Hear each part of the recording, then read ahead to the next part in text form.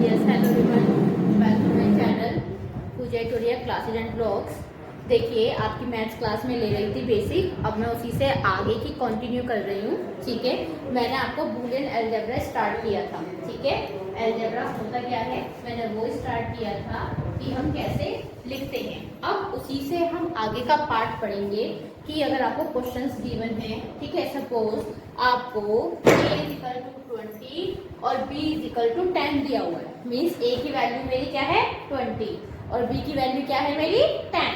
तो आपको क्या करना है, अगर आपसे कहा जाए कि निम्नलिखित का मान ज्ञात करो या फिर find the value of the following. Suppose आपको कोई एक्सप्रेशन दिया हुआ है 2a + b, ठीक है, आपको ये वैल्यू दी हुई है 2a + b। अब आपको क्या करना है, 2a + b में वैल्यू रखनी है। अब आप साफ साफ देखिए, a की वैल्यू कितनी है 20 और b की वैल्यू कितनी है 10। तो 2 जिसके आगे कोई साइन नहीं होता, डेट मीन्स वो क्या होता है मल्टीप्लाई, मीन्स गुणा करते हैं, मल्टीप्लाई का साइन। तो 2 × 20, जहां जैसा साइन है वैसे ही साइन लगा दो, प्लस b की वैल्यू कितनी है 10।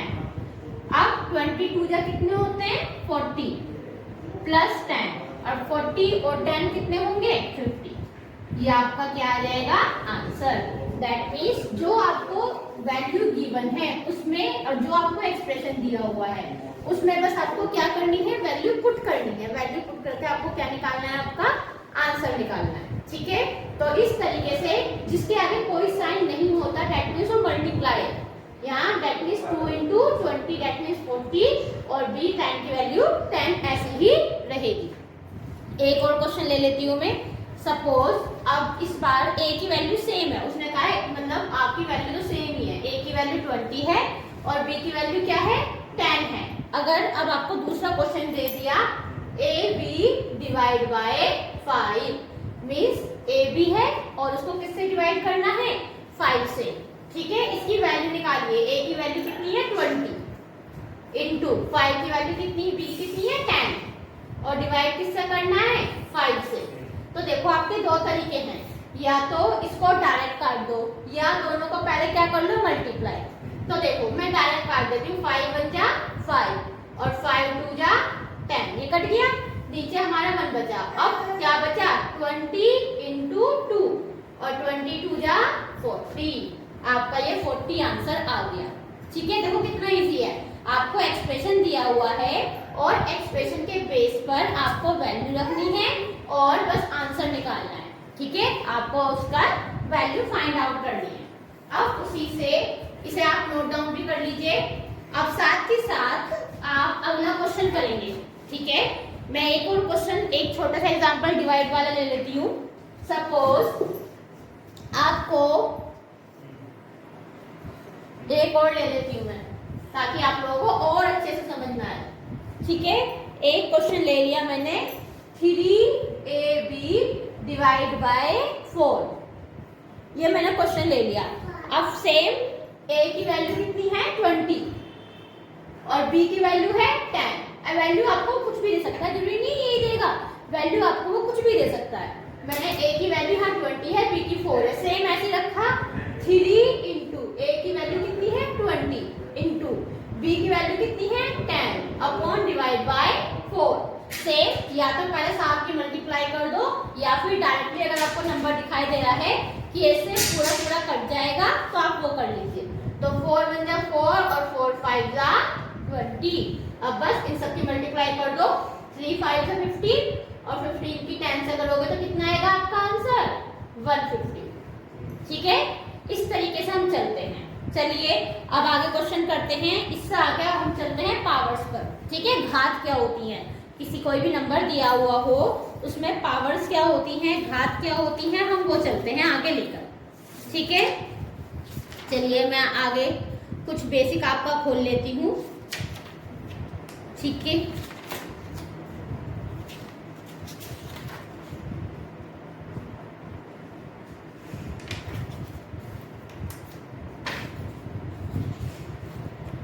देखिए अब आपका आता है पावर्स।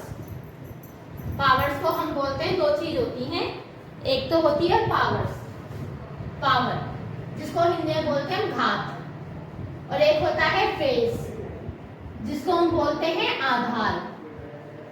ठीक है, सपोज आपके पास वैल्यू दे रखी है 2 की पावर 5, आपको ये दिया हुआ है। ठीक है, तो 2 का मीन्स 2 क्या है यहाँ पर हमारा आधार, दैट मीन्स बेस।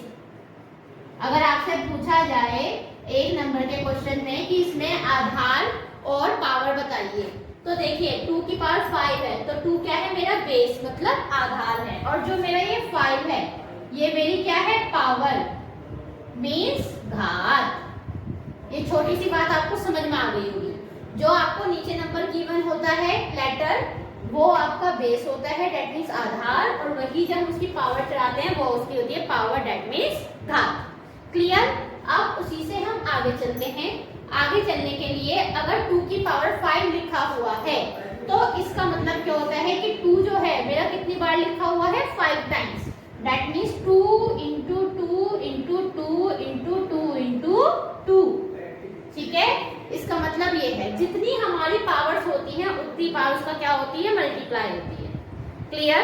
चलिए जैसे मैं एक क्वेश्चन आपको बताती हूँ, कुछ क्वेश्चन से आपको समझ में आएगा। ठीक है, सपोज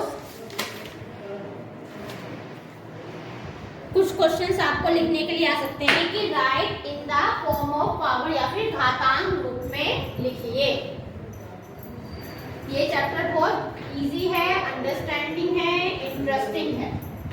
ठीक है, अगर आपका लिखा हुआ है, आपसे ये लिख दे C into C dash dash dash 5 times, मतलब 5 बार, तो इसका मतलब क्या हो जाएगा अगर मैं इसे लिखूं C की पावर 5 टाइम्स मतलब 5 बार। ठीक है, अगर ये लिखा हुआ है डैश डैश डैश 5 टाइम्स, इसको एक्सप्लेन वो करिए, रिप्रेजेंट करिए, तो C की पावर क्या हो जाएगी 5। बात समझ में आई? सेम एक और क्वेश्चन ले लेती हूँ। सपोज आपका लिखा हुआ है A into A dash dash dash n times, n मतलब हमें नहीं पता कितनी बार, उसने पावर इस बार क्या दे दी n दे दी, तो हम सिंपली क्या लिखेंगे, ये क्या होता है हमारा बेस, तो A की पावर हमने क्या लिख दिया n, ये हमारा आंसर हो गया। ठीक है, देखो कितना इजी है। सेम एक और करते हैं।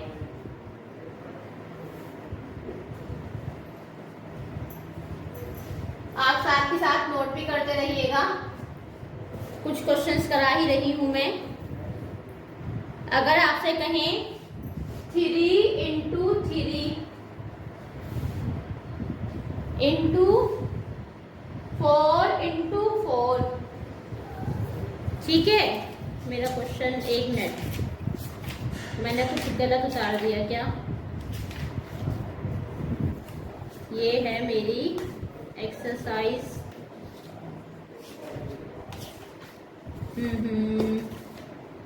5। हाँ देखिए सही है, 3 into 3 into 4 into 4 into A, इसको पावर्स की फॉर्म में लिखना है, एक्सपोनेंट की फॉर्म में लिखना है। तो सिंपली देखो 3 कितनी बार है 2 बार, तो 3 की पावर 2 इंटू, ये ऐसा इंटू लगा लेते हैं, डॉट को इंटू मान लेते हैं। 4 कितनी बार है 2 बार, 4 की पावर 2 इंटू, ये कितना हो गया A की पावर 2, ये इसका आंसर है। समझ में आया? इससे आगे भी ये सॉल्व हो सकता है, लेकिन उसके लिए कुछ रूल्स हैं, पहले मैं रूल्स बताऊंगी तब आप करेंगे। फिलहाल इसको देखिए इतने को कि हम किस तरीके से लिखते हैं। ठीक,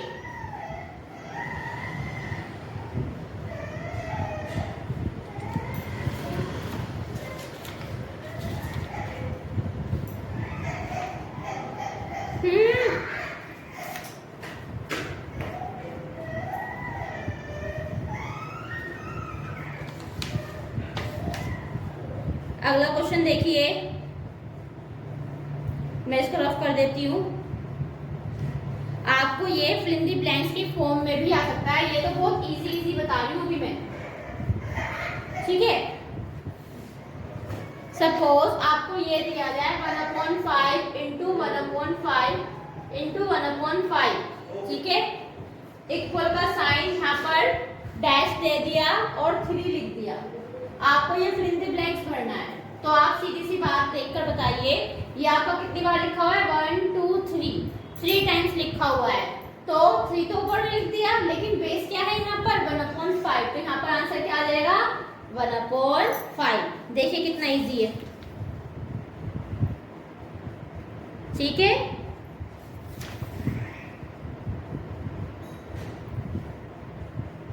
उससे आगे देखिए, उससे आगे कराती हूँ मैं।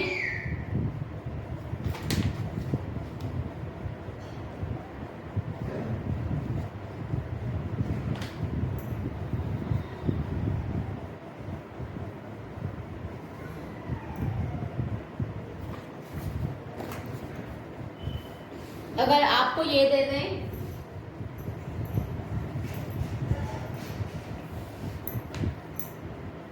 -x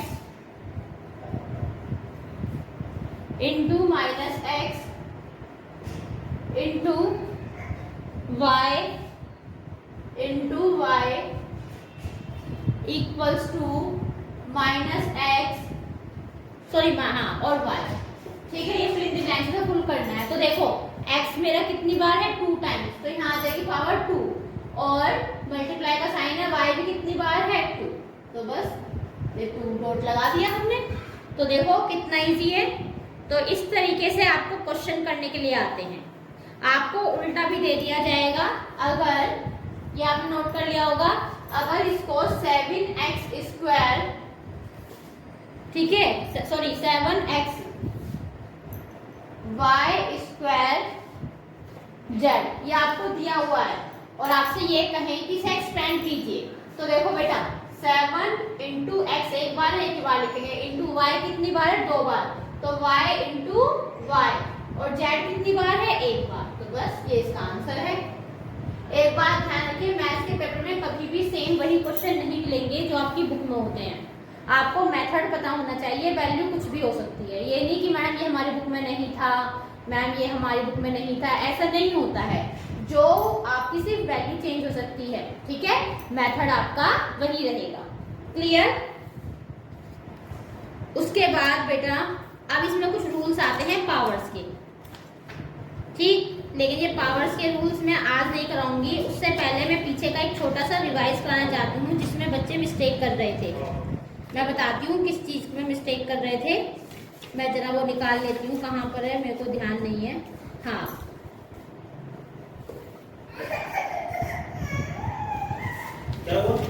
ठीक,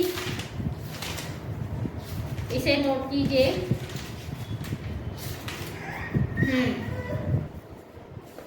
देखिए मैं ये पीछे का रिवाइज करा रही हूँ। पीछे का मतलब आप लोग कुछ गड़बड़ कर रहे थे।